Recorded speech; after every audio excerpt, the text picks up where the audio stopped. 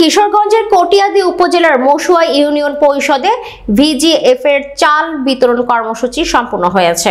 Union পরিষদের chairman Abu Bakr সিদ্দিকের মাধ্যমে সকল ইউপি সদস্যদের দিয়ে 3 দিন ব্যাপী 6133 জন উপকারভোগীদের মাঝে 10 কেজি করে চাল বিতরণ করা হয়।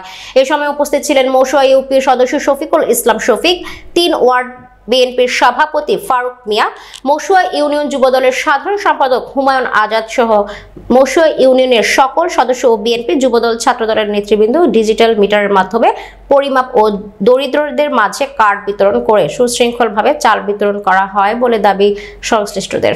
10 কেজি চাল আজকে 3 দিন যাবত প্রত্যেকটা গ্রাহকে 6133 জনের কার্ড সম্পূর্ণ মাল দিয়েছি। ইনশাল্লাহ সুস্থ মতে আমাদের কোনো বিশৃঙ্খলা হয়নি। আমাদের মশুয়া ইউনিয়নে এরকম ধরনের কোনো ঘটনায় আদৌ আমাদের সাতটা মশুয়া ইউনিয়নের চেয়ারম্যান কখনোই কোনো ধরনের এমন ধরনের কোনো সুযোগ সুবিধা কখনোই দেয় না যে একজন অন্যায় করবো তাৎক্ষণিক কোনো ব্যবস্থা নেই, মানে কোনো ধরনের সুযোগই নেই, এরকম হওয়ার কোনো সম্ভাবনা নেই।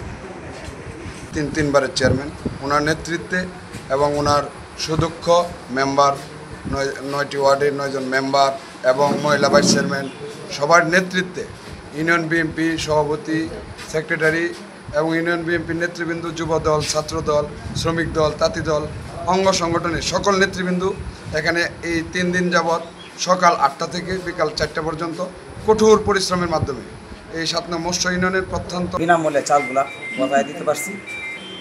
এটা আমাদের এলাকার সকল পর্যায়ের মানুষ আমাদের খুব সন্তুষ্ট। আপনার কাছে একটি প্রশ্ন, আমরা বিভিন্ন জায়গায় বাংলাদেশের বিভিন্ন জায়গায় দেখে থাকি যে বিজেপির কার্ড এবং কার্ডদারীদের মধ্যে চাল বিতরণের সময় ওজনে কম দেওয়া হয়। আসলে আপনার এখানে এই ধরনের কোনো ঘটনা আপনি লক্ষ্য করছেন কিনা? না, এমন কোনো ঘটনা। পুরা বাক্য বলবেন।